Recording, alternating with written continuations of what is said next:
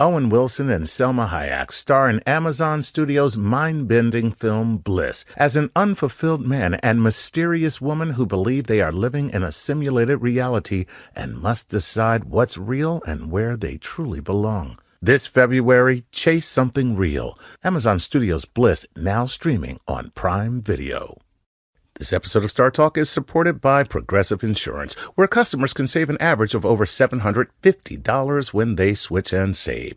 Visit Progressive.com to get your car insurance quote. It only takes about 7 minutes. National annual average auto insurance savings by new customers surveyed in 2019. Potential savings will vary.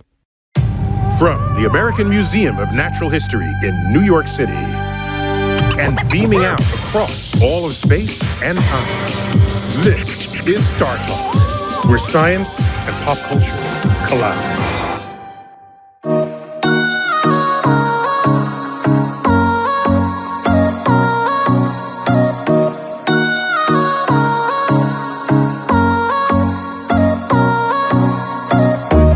This is Star Talk. Welcome back.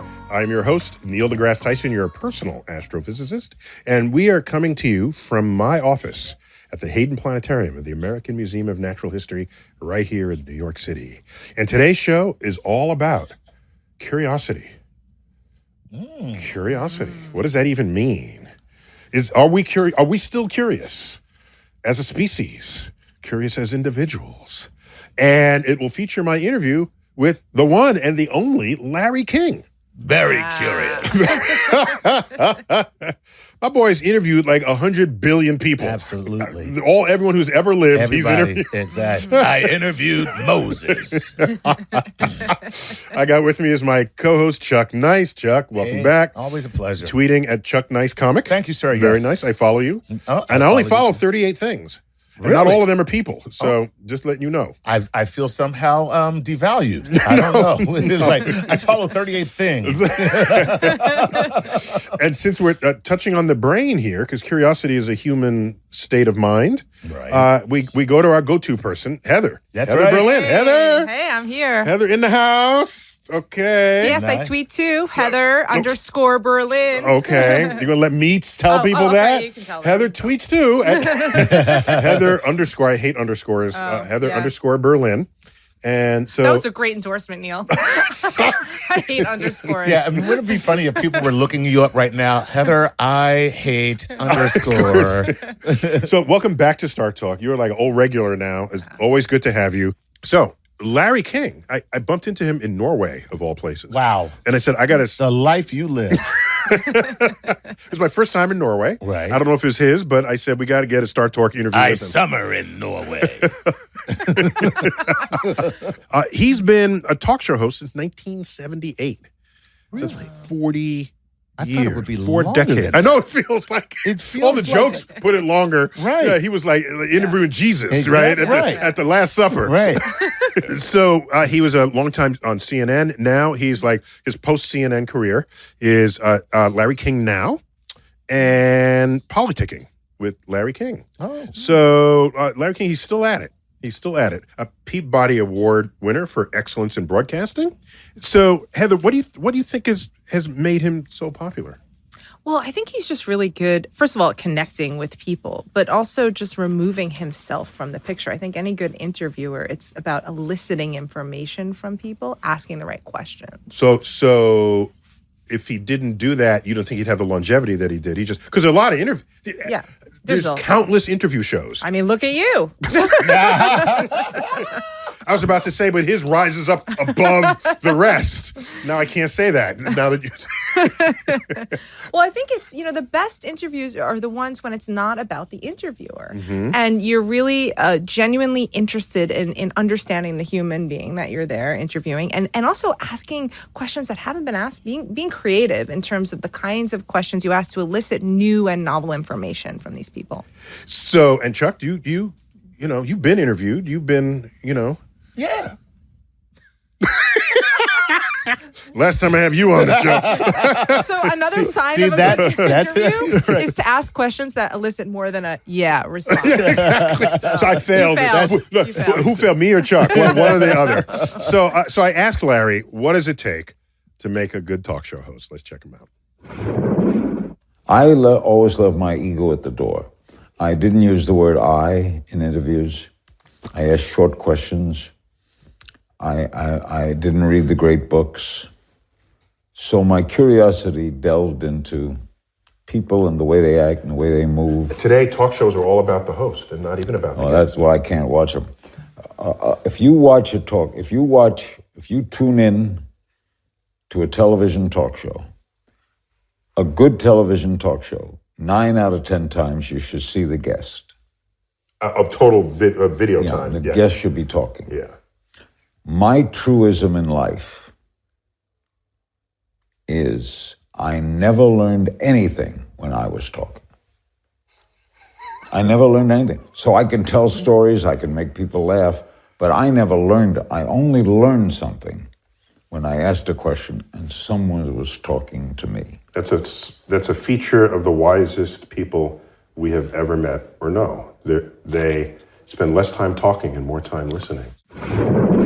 There it is. There you have it. Now I'm scared to talk. I know, me too. Okay, Heather, just talk. I'll take over. I say nothing evermore. I thought it was interesting that he said he didn't read the great books. He doesn't really prepare. He's just this sort of open. Did he just say he doesn't prepare? Well, I didn't say he doesn't prepare, but he said he doesn't.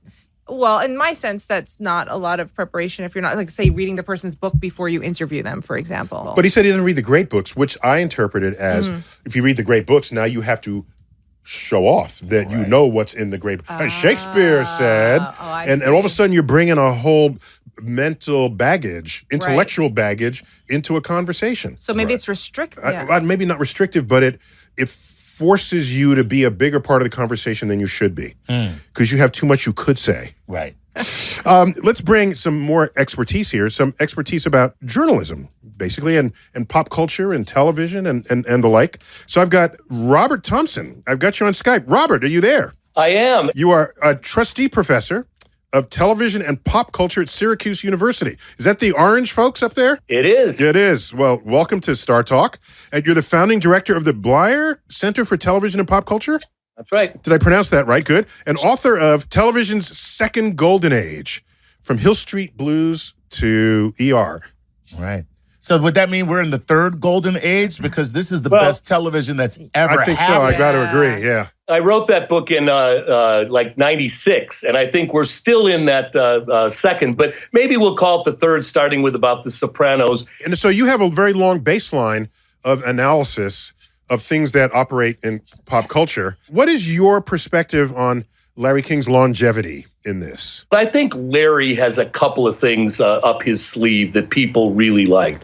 And some of it was, and you guys were talking a little bit about this, forget not reading the great books. He didn't read the books that he was talking about on the air, usually, and he bragged about it. Ooh, that's a dig right there. He also said that he didn't know on the way to the station who he was interviewing that night, unless it happened to be a prime minister or someone important.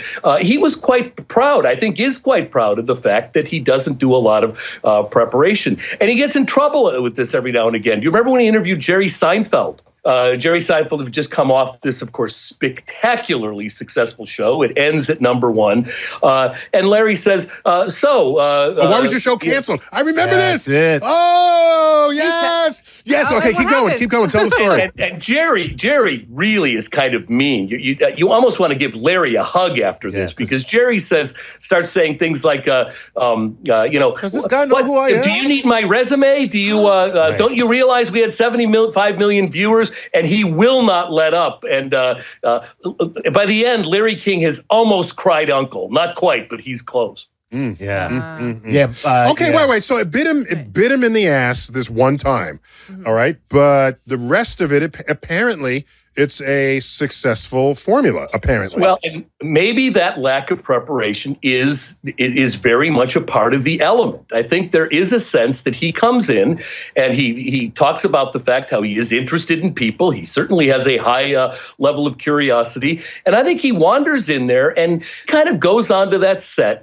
And he doesn't ask a lot of hardball questions. He doesn't seem to be incredibly prepared, but he kind of seems like what somebody would ask if you ran into them and you were waiting for a bus. And I think for a lot of people, that is really appealing. Or you bump into somebody, you sit next to them on the airplane. You didn't do your homework before then. Exactly. Now, don't get me wrong. I do not recommend people that do interviews take pride in the fact that they're unprepared to do them. But Larry King, I think, has managed to make an art with this. And then there's the second thing that I think is at the key to his magic. And that is he has been around forever. He has talked to so many people, and every interview that he does is somewhere humming in the background a fugue with all the other interviews he's done. I'll give you a challenge. Watch one of Larry King's interviews and do it as a drinking game.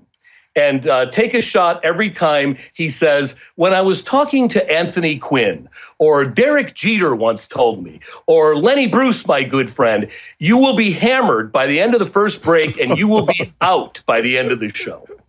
Okay, so he's a name dropper. Okay. No, but it's not just name dropper, because he's actually talked to these people. He's got a sense that Larry King is this human database. He's talked to all these people, so he's got a comment from an interesting person and a famous person to match any single thing that ever comes up in a conversation. So he is his own landscape of knowledge on which he conducts his next interview. So he can draw from all of the vegetation that has grown on the landscape that he tilled. Completely by instinct, I might add. Well, of course, technology has changed over the time that he's been in business. Yes. Means of obtaining information, delivering information, how people consume information. And so I just wanted to get his thoughts and his reflections on this state of technology in his business. Let's check it out. How has your life been touched by technology? Because you've been at this for 60 years. I can't even do the math on that. I push against it. I started in radio when we had landlines and phone lines. And then came satellites and Ted Turner, and the world expanded. And now there's the internet. But I'm doing exactly what I did 61 years ago, asking questions. On Larry King Now? But I'm transmitted differently. I was transmitted by phone lines. I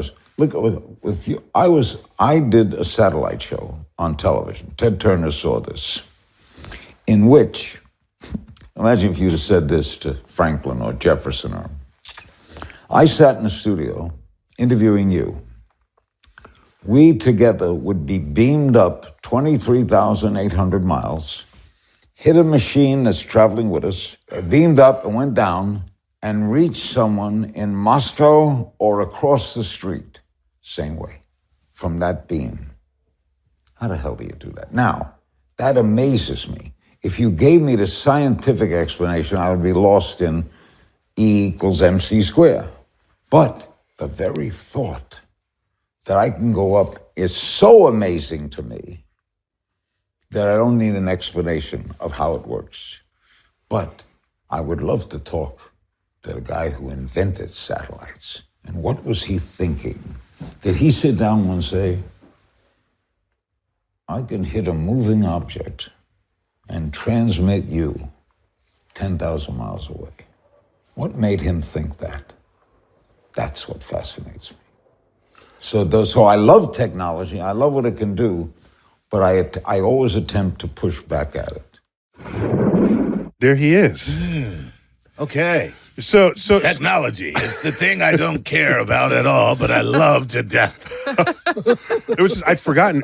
We announced him as having been at TV since 1978, but he was on radio before that. Decades Way before back that. Before then, yes. So Robert, how has I was there when Alexander Graham Bell said, Watson, come here. I showed up instead.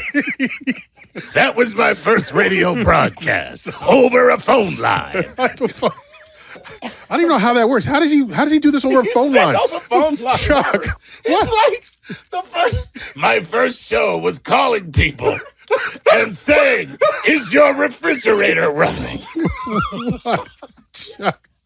It's the first talk show. All right. So Robert, has the fact that our capacity to communicate with one another, having become more prevalent, easier, more mobile, has that increased or decreased the percentage of talk shows that are out there? Has it improved them? Has it made them too easy? So anybody can have a talk show? I mean, what's the status of it today relative to then? Okay, well, first of all, yes, it's increased the number. The real estate where you can put this stuff now is almost infinite. There used to be, a few national television networks, and there was radio, and that was it. So there's lots more opportunities, and it's true. If I went down to my class tomorrow and asked how many people in the class had a podcast, my guess is that at least half of them would have one, and most of them interview because that's a natural thing to do. Now, as to the quality, back in the day, we had Carson, we had Mike Douglas, Merv Griffin. Carson was amusing enough, but when I compare the kind of interview that Johnny Carson used to do with the kind of thing that Jon Stewart would do, or Colbert, even though that was in the key of comedy as opposed, well, so was Carson, I think a lot of it is way, way better. The other thing is we get to hear talk shows and conversations about things other than what Johnny Carson and Merv Griffin and Mike Douglas wanted to talk about. And let's face it, that was a pretty narrow set of definitions. So overall, more voices, more subjects, lower budgets in many cases. Well, let's move forward a little bit from those three classic names. There was also Dick Cavett, right? That was a little more thoughtful. He was kind of the egghead. Yeah, right, exactly. So there were others. I mean, it wasn't like Carson was the only one in town, but there weren't a lot. And I think there's still, what Larry King has done is he's kind of straddled, as he very much points out. I love that ode to satellite because he started the ode to the satellite with the ode to the landline. I mean, that guy is a real, when you think about it, Larry King has done the interview format in every other electronic medium except the telegraph. And now he's doing it as well in his. Larry King coming to you by Morse code. Right. I started off with a tin can on a string. And he talks loud enough that that would have probably been effective. So I think we've got much more variety, much more diversity. And it's one of the reasons why to younger people, Larry King does seem like such an anachronism. So, but he still rises up in the din of talk show hosts that are out there. Like you said, that number is semi-infinite, if not actually infinite, of number of people who have talk shows, podcasts we call them today. So yet he still rises up, even in a generation that because very few people his age can resonate with people who are very young. I guess Bernie Sanders does, but these people are far and few between. So somehow he still resonates. Well, I don't know. I'm not sure how much Larry King is resonating with, let's say, my students at the age of 18 to 24. They've probably heard of him. I have a very strong doubt that many of them have seen an interview that he's done. I think Larry King continues to resonate across the board because he is, and I hate to throw this word around, we use it way too much, but he is an icon. He is one of those, he's been imitated on Saturday Night Live. He's being imitated here as we speak. Any decent comedian can pull a Larry King out of their bag of tricks. And joke about how old he is, yeah.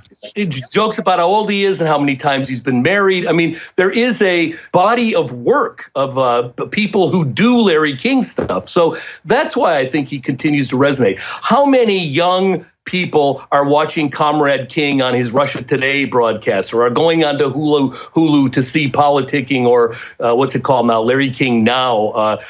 I have a feeling not a whole lot. So, but you make an important point that it is possible to have such a body of work that has had such influence over the years that you elevate and you become an icon. You become a fundamental part of pop culture. Right. So, Robert, thanks for this video call. It's great to have you. Well, I was honored to be in the presence of three such accomplished performance artists. Okay. Well, thanks. So we're going to take our first break, and when we come back, more of my interview with the inimitable Larry King.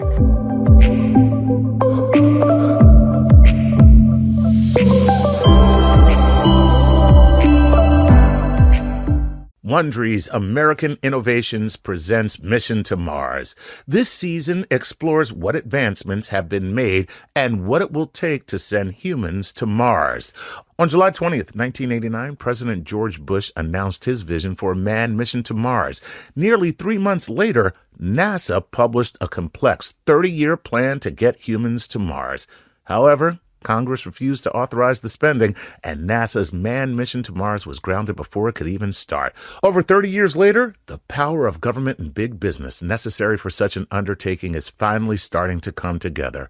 And now, the next chapter of humankind's space race is on. If you're a Star Talk listener, you know that pushing the boundaries of space exploration is always a compelling story, and Mission to Mars brings that story to life. Listen to Mission to Mars from American Innovations on Apple Podcasts, Stitcher, Spotify, or even 1 week early by joining Wondery Plus in the Wondery app.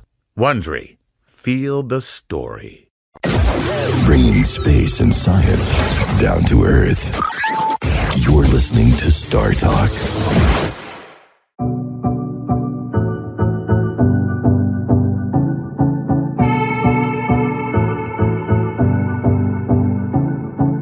We're back on Star Talk. Got Chuck Nice, my co-host. That's right. And Heather Berlin, a friend of Star Talk. Hello. It's like your millionth time on Star Talk. I love being here. Plus or minus. Excellent. Plus or minus. Because we always have brain issues, and Yeah. you are our Especially you go-to guys. brain person. So remind me, you are a professor of neuroscience at Mount Sinai? Psychiatry, professor of psychiatry, and I'm a neuroscientist at Mount Sinai School of Medicine. At Mount Sinai School of Medicine, right here And in a New York. doctor. Yes, yes. Oh, yeah, that would be me. Well, it's actually now called the Icon School of Medicine at Mount Sinai. Icon. Because they gave us a lot of money. So As we had to- As that in will Carl? happen. yes, as in Carl. Carl So we Icon. changed the name, Okay. but it's the same place. All right. We're featuring my interview with the one and only Larry King, and we connected up in Norway. I was at a conference. We were both at a conference. Right. And so I wanted to get an understanding of his perspective on his own success. Ooh. And so let's check that out. How come in daily life I have been so stupid? I mean, stupid. I did not handle money well. Now I'm talking to you like a psychologist. I've been married many times. I didn't handle relationships well. But when that light went on, when I went into that studio, I asked the psychologist once to explain that to me. Because I'm supposed to be wise, but I do stupid things. Why do smart people do stupid? And he said, because when that light goes on, you have control. Who doesn't like control? So I was doing an hour television show every night and a 5-hour radio show. That's 6 hours, 8 hours sleep. So there's 10 hours a day I didn't control. I wasn't good at it. But those 6 hours, I controlled. And I never thought of it as controlling. But the host of any interview show is the control of that show. You are the control of it. Even if I'm talking now, you're in control. You cut me off, you could stop me and go to a different side. You're in control. What a joy that is. What a life that is, to be in control of something. Most people in adulthood control nothing. There's a boss, there's an organization, they're beholden to so many other forces. Right. So, yeah, that's an excellent point. That you're I in had charge. control of my environment for that period of time. It's true. Except for when the producers tell you to shut up because they got to put in a commercial. Even then, I could say, well, the commercial could wait a minute. You're still in control. You really are. So, Heather, I mean, he comes to this revelation, which sounds very eye-opening. Yeah. As an eye-opening experience for him. He came to this revelation through the efforts of a psychologist. Is this a common need that people have? They need to be in control? Yeah. I mean, so in addition to being a neuroscientist, I also see patients for treatment, doing psychotherapy. And So, Chuck, we got to see if we have issues. Without a doubt. everybody has issues. I already see Heather once a week. But I'm taking new patients. You're taking new if you- patients, okay. But no, it is a common issue because, relationships are about compromise. And which is hard because you have to give up the way you think things should be. Give up control. Give up control. And so the ideal circumstance is if you're in a situation where everything goes exactly the way you want it to go. There is no compromise, so there's no friction. And part of working out relationships is learning how to give up, how to concede things for the other person and having some empathy. It's ironic, though, because, part of what he does is trying to reach in and understand other people. Yet when it comes to his own life, he's not very good, perhaps, at maybe conceding to other people in his life and having a bit of empathy in that respect. He should have just had his wife on his show and just like when he got done his show, just come home and just be like, interview his wife. So he would like just keep the work going. Keep the work going. Keep the work going the entire day, just. Yeah, but then he's in control, and anyone he has to compromise with would not be. And that would be a recipe for disaster, it sounds. A lot of also, celebrities have this phenomena where everyone is sort of bowing down to them, like, every one of their needs is met. And then they go off set and it's like, hey, why isn't this happening at home? And they sort of have that level of expectation set, whether it's conscious or not. And it can also lead to depression. I mean, and on a smaller scale, I hosted a Discovery Channel show and I had that similar experience where every need was met. And then the show ended and I went back to my normal life. And at least I had something sort of to go back to. And it was like, okay, I still had a purpose, even though people weren't, bowing down for me every minute. But I can You had imagine, another job, a whole I had job. another job. I went back to doing research. But let's say an actor or someone whose TV show is But that is canceled. their job. That is their job. So not only does all of that stop, but now they have nothing to go back to. And sometimes that can lead to depression. Oh, yeah. I'm not important anymore. Nobody, cares about me. Those kinds of things. What about all the people and all the institutions and all the cultural forces, cultural elements that lead people to just obey other people? Yeah. There are many people where control is not their goal.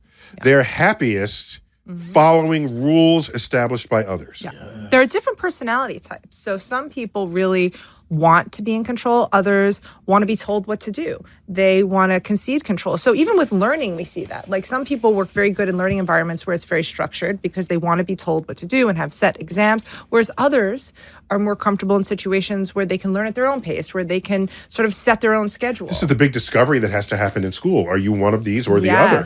Yes. And the other fails the other if you're in the wrong place. Right. So there's no one learning technique that's good. It's about the learning technique combined with that particular personality that's going to be best. So Larry also, as an understanding of his success, he credits his insatiable curiosity. Now, as a scientist and as an educator, my ears perked up. Right. They were already up, but it perked up even more because curiosity is the center of anything we do in science. And so I just had to get to the bottom of that. Just check it out.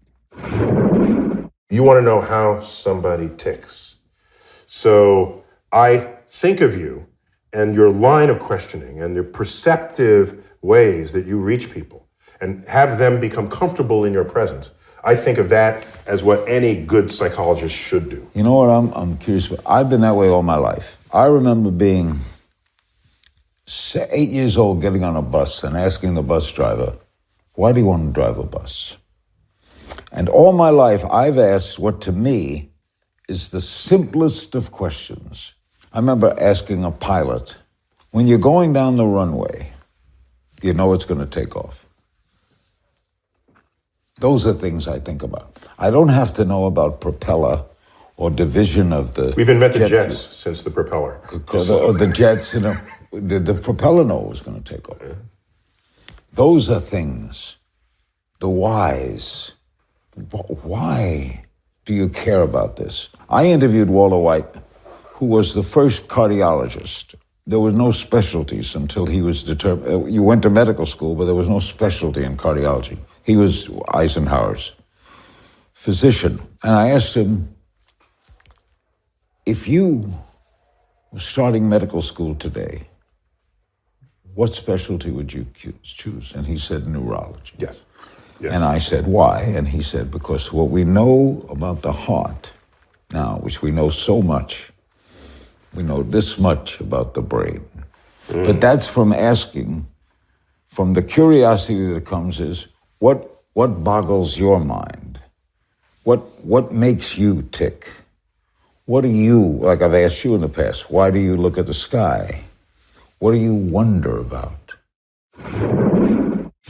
So Heather, why do some people lose their curiosity? Because let's assume we're all curious as children. That's a very natural thing. Yeah.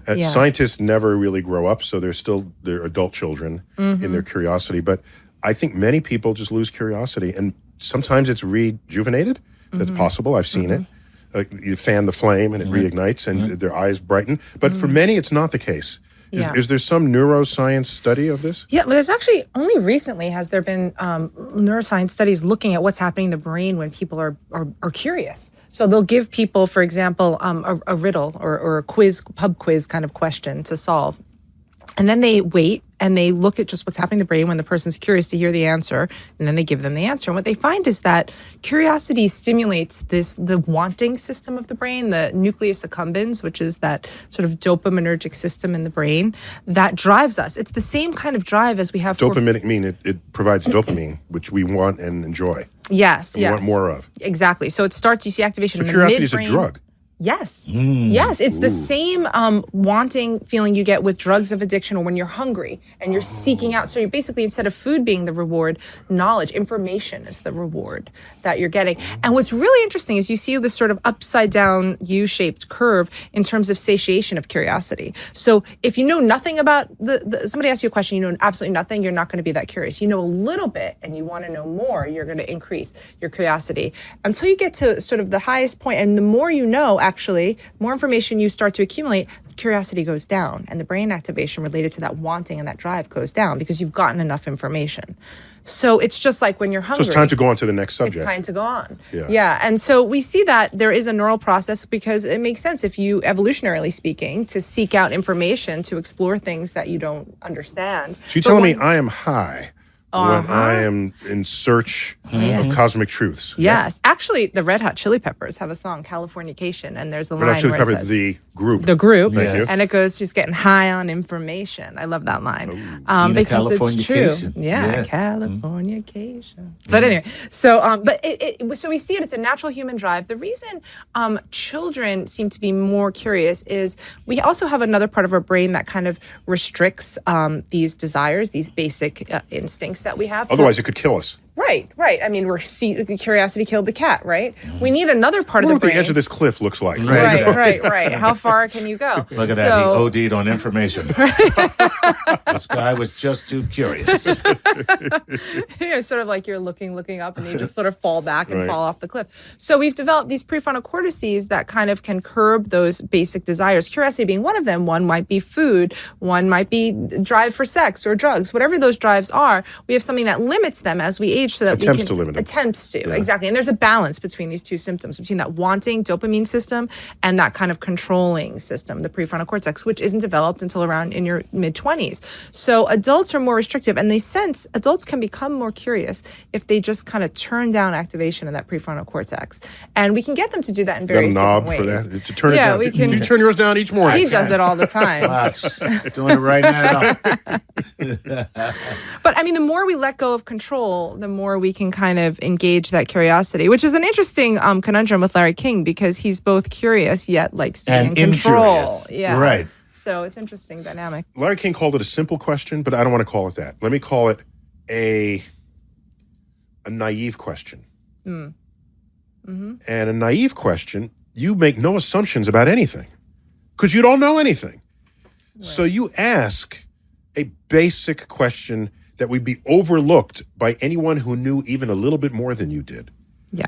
And yet sometimes that's the very question that gets to the heart of the matter. Absolutely. So the more we kind of learn, the more restricted we are in many ways in our thinking. And we learn what's a normal question. What would be, you're putting on a lot of effort. What's a smart question? And then you're losing some of these very basic, simple things. So kids ask the best questions, because they haven't been sort of filtered yet. And so one way that we can get around that is to release the filter is, first of all, try not to take in too much information so that you become sort of tainted in a way, or to just like let go in a way, let yourself be in that flow state where you're in the moment and anything goes, and then you can access those unconscious processes. That's why I prefer to be, because I don't want to restrict what I know out of fear that I won't be as curious. I just go into like let the information be whatever it is. Whatever it happens. And float where I float next. Let's let it happen. Yeah, just let it happen. And you also let Tell your me why this propeller doesn't care that we're taking off. Propeller. I only fly properly. that just rolled out of his mouth. But I think another thing that motivates, maybe this works. When the Wright brothers gave me a lift. I don't know if this is what happens with you when you're interviewing people, but we tend to let our curiosity guide us. And so you get excited about a particular question, and that guides where you're going to go, or about some information you're curious about. And that's that dopamine system at work. And so I think really good interviewers are using that to navigate their questions rather than some piece of paper that has all the questions written down. Exactly, because you want to be organic in the path that you take through the information. Otherwise, you're not tapping the richest parts of what can be contributed. And the unexpected things that come up. Absolutely. We're going to take a quick break, but when we come back, more of my interview with Larry King.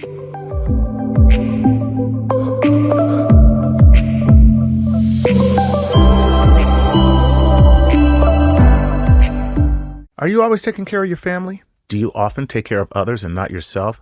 Well, now's the time to take care of yourself because you deserve it. Teladoc gives you access to licensed therapists to help you get back to feeling your best, to feeling like yourself again. Sometimes we don't know how much we need to talk to somebody. Take it from me personally. During the entire pandemic, I have had virtual sessions, and it has been such an incredible help. Now, with Teladoc, you can speak to a licensed therapist by phone or video. Therapy appointments are available 7 days a week from 7 a.m. to 9 p.m. local time. Hey, maybe you're feeling overwhelmed. Maybe you feel stressed or anxious or depressed or lonely, or you might be struggling with a family issue. Teladoc can help. No need to wait months to get a therapist. Teladoc is committed to facilitating great therapeutic matches, so they make it easy to change counselors if needed for free. Teladoc therapy is available through most insurance or employers, and individual plans are also available. Download the app or visit teladoc.com/StarTalk today to get started. TELADOC.com/StarTalk. You know you're ready to earn your degree, but you need a university that works with your busy schedule. At WGU, their programs were built to be flexible. WGU offers a quality degree program that's affordable, flexible, and even makes it possible to graduate faster. You can earn a respected bachelor's or master's degree for under $8,700 per year, fees included. What? What year is this? See what WGU's competency-based programs can offer you. There are no set login times and 24/7 access to most coursework, so that means you can earn your respected bachelor's or master's degree on your own time. WGU's low flat rate tuition covers as many courses as you can complete each term. That means you can use what you have to get what you want. Take your skills and use them to graduate faster. Get your $65 application fee waived at wgu.edu/StarTalk. That's wgu.edu/StarTalk for your $65 application fee waived. Now is the perfect time to turn your cool idea into a new website. And you should do it with Squarespace. Why do I say that? Because I have used Squarespace personally to make 2, actually 3 websites, and it was beyond easy. It was a pleasurable experience. You'll find what you need, whether you're showcasing your work, blogging, or publishing content, selling products and services, announcing upcoming events, or anything you can dream of. Buying a domain from Squarespace is easy because there are no hidden fees or price hikes. And get to know your audience with their analytics tools, which include insight on page views, traffic sources, time on site, audience geography, and more. It's so simple, too. Start with a design template and use drag and drop tools to make it your own. All websites are optimized for mobile right out of the box, so it looks great on any device. And every Squarespace website and online store comes with a suite of integrated features and useful guides that help maximize prominence among search results. So here's what you're going to do. Head to squarespace.com/StarTalk for a free trial. And when you're ready to launch, use the offer code StarTalk to save 10% off your first purchase of a website or domain. That's squarespace.com/StarTalk. Offer code StarTalk for 10% off. Hey, here's a Patreon shout out to the following Patreon patrons: Christopher Cohen, Sergio Rituzzo, and Michael Staples. Thank you guys for helping us as we journey through the cosmos. And if you want to have your name shouted out, go ahead to patreon.com and support us. The future of space and the secrets of our planet revealed.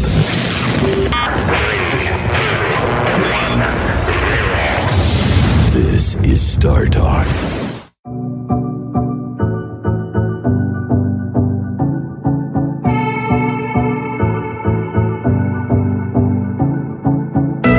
So we're back on Star Talk, featuring my interview with Larry King, and we left off with learning that about curiosity, just the neuroscience of curiosity. Delighted to learn that I'm high when I'm curious. I never thought about it that way, but I feel really joyous. Come on, help a brother out. Just a little more information, man. Just need a little more information. Come on, baby. I'm into you, man. Come on. Just help a brother out.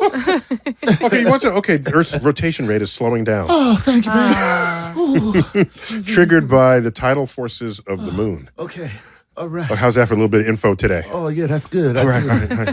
I'll get you. That'll hold me over for another 15 minutes. Talking about curiosity with Larry King. And so I went back at him with regarding curiosity, and I asked him, where does he think he gets his own curiosity? Yeah, let's find out. Check it out. We would have occasionally guys like you would come from the Bronx High School of Science to give us science lessons. I have Bill Nye on my show a lot. And he'll tell me how if I put this gas and drop this pellet in, it will go into that glass, and when we mix it together, the blue and the yellow will come out green. I don't care. I don't have curiosity. I have curiosity about space and how it exists, but the things you explain about, oval and circular, microcosms and things, that I'm more interested in the whys of people. Why do people do what they do? You know, it's a truism. No evil person thinks they're evil. If I were interviewing Osama bin Laden, who murdered a lot of people that day in September, I wouldn't ask him about murdering people immediately, but I would ask him, why did you, from one of the richest families in Saudi Arabia, why did you go live in Afghanistan? Why did you live in a cave? See, that to me is the whys of life. Not, as you would understand, the distance or parameter that it goes from Saudi Arabia to Afghanistan in mileage from an orbit. I wouldn't think about that. So here's the difference. The difference is you are curious about people. Very. What makes them tick, what motivates their actions, what inspires them to do and be what they become. I'm curious about you. No, here's a true story. Black kid growing up in the Bronx. Astrophysics? Come on. Yeah, it's a little weird. Yeah. So I'm curious, not in how you devise the formula. If I'm interviewing Einstein, I don't care so much about E equals MC square, which I still don't know what that means. I was interested in how Einstein got interested in that, and why that matters to him and to me. Black kid growing up in the Bronx. Seriously? Did you look up into the blackness of the night sky and think, I see myself? So, Heather, Yeah. let me oversimplify something just to get into the conversation. There are people who are immensely curious about other people. If they took that to an academic level, they'd become psychologists or anthropologists, cultural anthropologists. I am very curious, but less so about other people and more about how the universe works. So I become a physical scientist, where my topics are not people, but the laws of nature. And I'm curious about how the brain works. Okay, you're curious how a brain as a thing, but brain is not only in humans, but other animals as well. Yeah. Here's my question. There are people out there who are just curious about other people, and they would read the National Enquirer or Page 6 in the Post, or what is driving the interest in other people that is not of an academic nature, more of a nosy, curious, voyeuristic nature. What's going and what's this? Why are we fascinated by famous people at all? So I think there's a evolutionary explanation for this, right? First of all, famous people are taking the place of what was in the local tribe as the alpha male, or it's signifying this is an important person I should know. They have power, status. They can, if I'm friends with them, that could help me have an advantage, right? So that's innate. It would have to be a reproducctive advantage for it to work, to make its way. Or protection. So you don't die. Predator. Right. Okay. Right. So it's either the two things: procreate or not die. Yeah, or not die. Exactly. So I think that's part of what's driving us for these interests. We're social creatures. So again, we care about knowing more about these high status people because is that a person I can trust? Are they someone that I can, Wait, but it's broken there because when they're in the tribe, they're bringing back the food. They wrestle the saber-toothed tiger. It's a big, strong man. They come back, and that's shared with the tribe. Yes. That tribe is much smaller than today. Today, the tribe is 1 million people in your city. You are still interested in that person, even though they're not actually putting food on your plate. Yeah, because we're these cavemen brains in this modern world. Our brains have not evolved quick enough. Right. For the imprint is technology. Still there. The technology has moved So along. it's old mechanisms that keep running and they're not adaptive, right? So then when people get obsessed and then you feel like you know the celebrity, you feel like they're part of it because they look into a camera, they look into your eyes. And so these older mechanisms. When I was a kid, I thought I knew the people on TV, but then I grew up. Right. But the interest in their lives is still Remains. there. So that part is hard to quell. I think the circuitry of curiosity is in all of us, and what it sort of is how it manifests is different, right? So you are interested in space, me, the brain, Larry, and people's histories and stories, but it's all that same mechanism, and I think everybody has that in them that drives them. They just have to find the right outlet. Why are some people just really interested in the lives of other people? I think that's an evolutionary advantage to have that. So people who are interested. That was the newsy caveman. Yeah, the gossipy the caveman. Nosy, gossipy caveman. Right. The neighbor cave. Right. Oh, they got a new lawn out front of the cave. Yeah, what did they do? And that's why that's the stereotype, though, of the nerdy professor who's not very social because their interests lie in trying to figure out the universe. That's what they're busy caring about, not about who is Mary dating. So my next question to Larry King is kind of obvious when you think about it. It's, who's the guest that you never got? That you would definitely want to have? And what would you ask? Really? Guest? Oh, yeah. Okay. I went there. I'm actually, now you piqued my curiosity. We're Velcro all over. That's right. The vortex is ready to swallow whatever happens next. Go for it. If you could interview God, what would you ask? I was asked that today at a forum I did on one of my forums. Oh, okay. And they said, who would you like to interview that you haven't interviewed? And I said, well, I always wanted to do Castro, but I went to Havana, we didn't get him.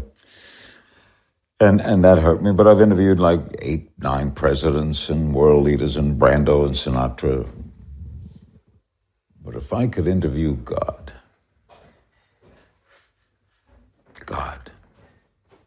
my first question, do you have a kid? Now, if he says no, okay, I throw half of the major religions of the world into chaos. Mm-hmm. He didn't have a kid. The Vatican closes, right? What would you ask God? Well, now suppose he says yes, he has a kid. I said, well, who was he and what was his name? Was he Jewish? He said, was it a girl? Was it a boy? And what if he said Madonna?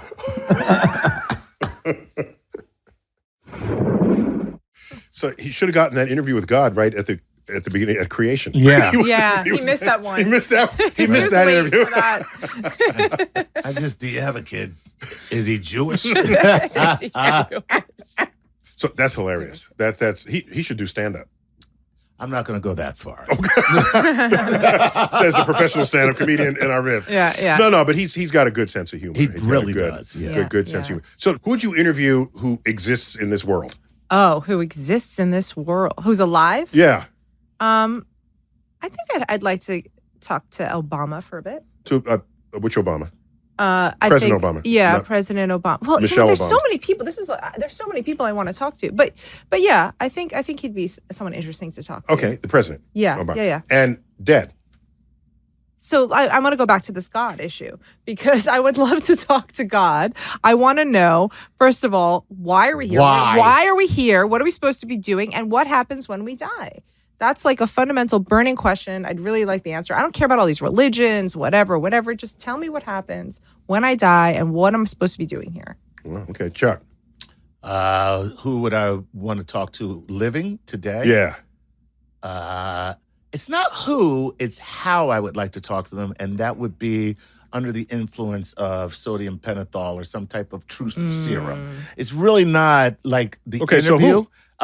Vladimir Putin. Really? Yes. You want to get to the bottom of what he's I about. want to know what the deal is. You want to get the deal. Because he's doing, let me tell you, he's up to no good. That Putin. That Putin. That Putin is up to no good. And Okay. I just would like to know. Okay, now who dead? Dead. I'm going to go with Jesus. Ooh. Yeah. Very I nice. would love to actually sit down and talk to Jesus, and I'm going to put him on the spot. Putting him right How you on gonna put the Jesus on the spot? I'm going to say, I'm like, Right. okay, now I don't want any of these parables, and Right. I want a yes or no answer.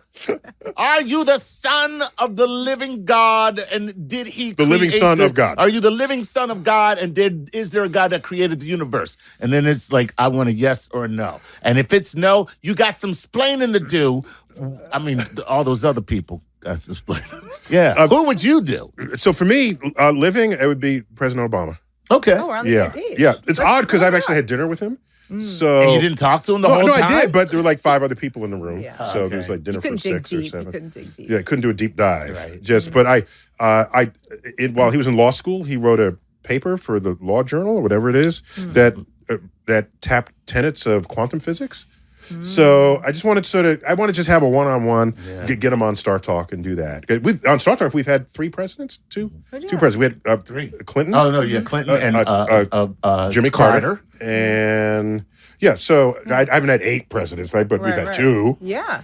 presidents, right? I think chances are high you can get Yeah, him on. maybe we get Obama. So that's it's living, just because he's seen a lot. The night I had dinner with him was the evening of the terrorist attack in Paris, where someone shot up the arena. Right. Wow. And so he's we're there having cocktails. Excuse me, I gotta go. I got to get a call. Right. And then he I've comes got back to take and he this. picks up exactly where we were, but he said, "What was it? Oh, that was the French president who had said we give support." And it was like, this man is badass. So Obama, but dead. Dead. Give me 2 things. Isaac Newton. I was about to say, Oh, it's yeah. gotta be My boy. Isaac. Yeah, Newton. Isaac. yeah, I just yeah. want to get inside his head. Right. He said, "How are you thinking, dude? Because we need some of that. You could solve some problems in your day. Yeah. We need some of that brain matter." Now, if I could interview God, okay, let's assume I'm dead at this point and I encounter him. If he just shows up, then I don't have to interview. It's manifest, right? But it's like after I'm dead, it's too late for me, Right. right? So that would be the time. That'd be an interesting moment. You can always send you to hell. That's what I'm saying. But Yeah. but if I get one question before I'm sent to hell, Okay. okay, I would ask, before you send me to hell for not entirely embracing your existence, please answer for me. Why did you create a universe that was so devoid of your existence? Why is there so much evidence for your absence rather than evidence for your existence? And as someone who studies the universe and asteroid impacts and extinction episodes, and all, it's just like, if you're there, you ain't benevolent, or you ain't all powerful, but you ain't both. Okay, Right. so that would be my question, and then he'd send me to hell. No, maybe he say, that's an excellent question.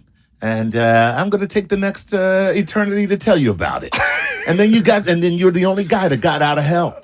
Yeah. Because you asked a great question. Asked a great question that he's going to say, well, sit down in my, Right, sit down. on my cloud. Right, exactly. Now let's talk. Maybe that is hell. You just have to listen to God go on and on. That's the end of this episode. Oh my God, that's hilarious. Somebody's really going to hell on that. I'm screwed. This God is droning on. This guy never shuts up, does he? Just send me to hell already. On the fifth day, let me tell you. Jesus. Did I tell you what I did on the fifth day? Oh, man. Oh my God. Okay, I thought I was bad. Heather, you ain't coming back on that Oh, one. man.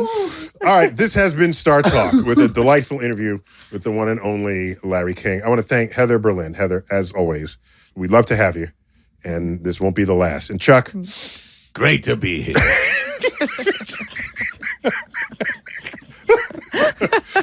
Heaven, you're on the air. God, you're on the air, but only for 30 seconds. We don't have all night. We don't have 7 days for you to figure this one out. Wow. All right, I've been your host, Neil deGrasse Tyson, your personal astrophysicist. And as always, I bid you to keep looking up.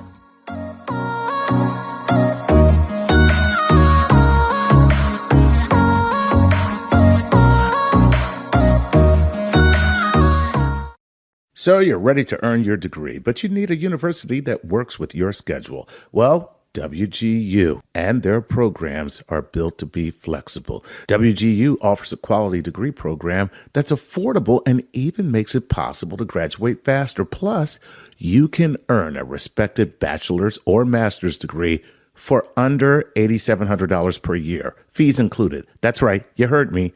That is the correct. It's not, nope, $8,700 per year. Let your experience and dedication help you earn your degree faster. See what WGU's competency-based programs can offer you. With no set login times and 24/7 access to most coursework, you can really earn a respected bachelor's or master's degree on your own schedule. The low tuition rate covers as many courses as you can complete each term. That means the faster you learn, the more you'll save. Get your $65 application fee waived at wgu.edu/StarTalk. That's wgu.edu/StarTalk for your $65 application fee. Poof, gone, waived. Poof, gone, waived.